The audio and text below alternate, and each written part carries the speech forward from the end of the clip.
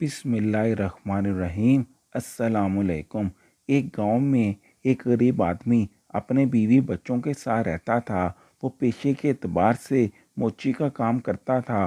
फिर एक वक्त ऐसा आया जब इसके पास गंदम खरीदने के लिए भी पैसे नहीं थे।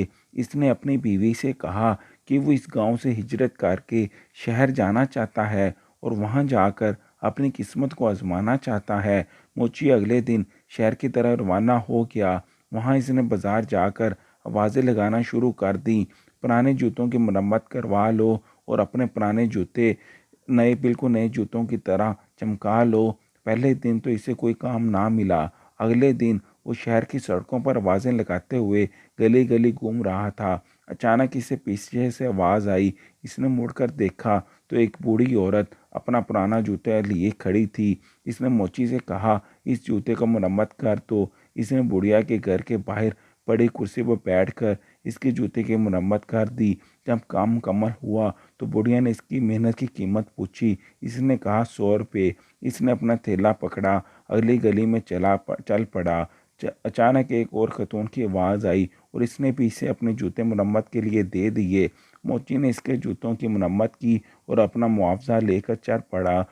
मोची ने मेहनत करके कुछ दिनों में इतने पैसे कमा लिए जिनके बाद इसने घर जाने का फैसला किया। इसने 4,000 रुपये कमा लिए। इनमें से 2,000 का इसने एक गधा खरीद लिया और बाकी 2,000 लेकर घर की तरफ चल पड़ा और अपना सामान कंधे पे लाद दिया। इसे अपने रास्ते से एक जंगल से गुजरना पड़ा और वहाँ इसने नए डाकुओं का गिरोह देखा तो परेशान हो गया। मोची दानिशमंद था। इसने हिम्मत ना हारी और एक मंसूबा बनाया। इसने 1,000 का नोट गधे की गर्दन पर बांध दिया और चल पड़ा। डाकुओं ने इसे रोक लिया और कहा, तुम्हारे पास जितने पैसे हैं हमें दे दो। मोची ने कहा, मैं गरीब हूँ, मेरे पास इस गधे के सिवा कुछ नहीं है।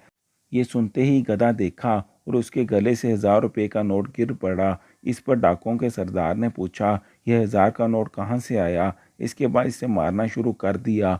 आखिरकार मोची ने इन्हें कहा कि वो सब कुछ बताएगा। मोची ने कहा, इसे गधा सोना और पैसे पैदा करता है। सरदार ने कहा, यह गधा मुझे बेच दो और फिर हम तुम्हें जाने देंगे। ये सुनकर मोची ने कहा, मैं ऐसा नहीं कर सकता।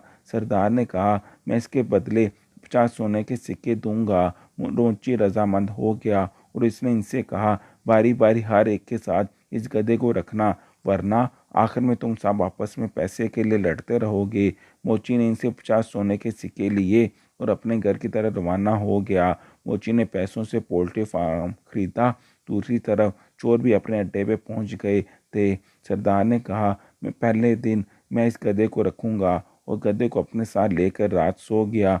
इसे यकीन था कि मैं अमीर हो जाऊंगा, लेकिन जब सुबह आंखें खुली तो ना सोना पाया ना ही कोई नकदी नोट। एक एक करके सब डाकुओं ने इस गधे को अपने साथ रखा, पर सोना किसी को ना मिला।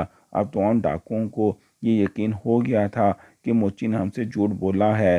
वो मोची के घर की तरफ चल पड़े। वो फार्म में काम कर रहा था। इसने जब डाकुओं को आते हुए देखा तो वो फौरन अपनी बीवी के पास गया और इससे कहा कि जब वो डाकू घर पहुंचेंगे तो मेरा पूछेंगे, तुम इन्हें बताना कि मैं फार्म में काम कर रहा हूँ और हमारे कुत्ते टॉमी को मुझे बुलाने के लिए भेजना। जब डाकू पहुंचे तो इसकी बीवी ने ऐसा ही किया। अगरचा मोची घर के पीछे बैठा इंतजार कर रहा था। जब डाकू इस मोची के घर पहुंचे तो इसकी बीवी ने टॉमी से कहा कि जाओ और अपने मालिक मोची को बुला लाओ। टॉमी मोची को बुलाने पहुंच गया। इतने में मोची घर के पीछे से आ गया। ये देखकर डाकुओं के सरदार ने पूछा, तुमने हमें धोखा दिया है, गधा सोना नहीं देखा देता। इस पर मोची ने कहा, आज मेरे पास जो भी है इस गधे का ही दिया हुआ है। चोरों के सरदार ने कहा, इस कुत्ते को भी हमें बेच दो।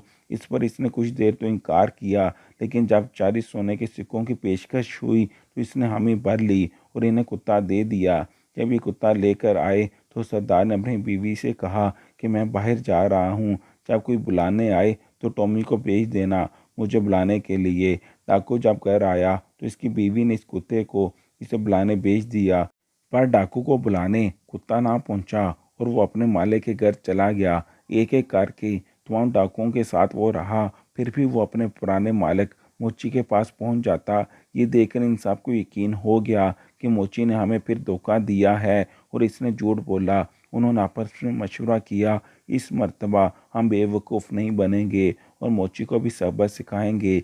वो सब मोची के घर पहुँचे और इसकी झूठी दलीलों को नज़रअंदाज करके सबक सिखाने के लिए इसको बोरी में बंद कर दिया और उसे उस मंसूबे के साथ ले गए। वो इस बोरी को दरिया में फेंक देंगे। रास्ते में डाकुओं ने कुछ देर आराम किया और वो बोरी छोड़ के चले गए। वहाँ पे बोरी में मौजूद मोची ने चीखो पुकार शुरू कर दी। अचानक वहाँ पे एक बंदा अपनी बकरियाँ चुरा रहा था और पास से गुजरा। मोची ने कहा, मुझे यहाँ से निकाल दो, मैं बादशाह नहीं बनना चाहता। इस पर इसने कहा, अगर मैं तुम्हारी जगह होता तो बादशाह बन जाता। मोची ने कहा, तुम मेरी जगह बादशाह बन जाओ, मुझे इस बोरी से बाहर निकालो। फिर मोची ने इस अनजान बंदे को बोरी में अपनी जगह बंद कर दिया और मोची इसकी बकरियां लेकर चराने लगा। जब डाकू वहां पहुंचे तो बोरी लेकर चल पड़े। उन्होंने बोरी को नदी में फेंक दिया और वहां से दूसरी तरफ हो लिए। रास्ते में जब मोची मिला तो वो हैरान रह गए। उन्होंने मोची से कहा कि वो यहाँ कैसे आ गया। मोची ने कहा, इस नदी के नीचे एक सोने की कान है, वहाँ बहुत सोना है और वहाँ पर मौजूद सोने की रखवाली करने वाले ने मुझे बाहर निकाला। सरदार ने कहा, हमें भी वहाँ ले चलो और ख़बरदार, अगर तुमने हमें इस मर्तबा बेवकूफ़ बनाया हो। वो इन्हें इस नदी के किनारे ले गया। मोची ने कहा, अगर तुम्हें सोना चाहिए तो खुद को बोरी में बंद करना होगा। तमाम ने अपने आप को बोरी में बंद किया और मोची ने इन सब को नदी में फेंक दिया। इस कहानी से हमें ये सबक मिलता है कि हमें बगैर सोचे समझे किसी की बात पर यकीन नहीं करना चाहिए। सबसे पहले दूसरे बंदे की बात का जायज़ा लेना चाहिए और सोचना चाहिए कि अगर कोई मशवरा दे रहा है तो इसके पीछे कोई हकीकत है भी या नहीं। अगर डाकुओं की तरह कोई भी सोचे समझे बगैर यकीन कर लेगा तो इसका हाल भी ऐसा ही होगा जैसे डाकुओं का हुआ।